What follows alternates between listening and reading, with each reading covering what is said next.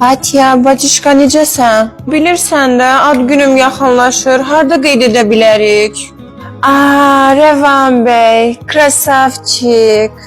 Da, конечно, ondan soruşaram.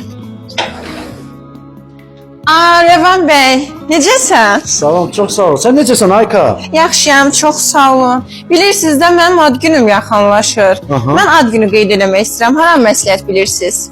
Harda qeyd eləmək istəyirsən? Çox gözəl bir yer olsun, Nərimanovda olsun. Bütün padruqalarımdan keçirmək istəyirəm. Sənə çox gözəl məsləhətli bir restoran tövsiyə edirəm. İstəyirsənsə gedək. Gedək, Göstərim? gedək. Sənə dediyim məşhur Nərimanovda yerləşən Zuzurumuz restoranı buradır. Burada nişan, ad günləri və təqdirlər üçün belə böyük ümumi banket zalı var. Nə gözəl yerdir. Əsl axtardığım, xəyallarımdakı məkan. Hətta gələn qonaqların burada rahat dincəlmək üçün belə canlı musiqi var.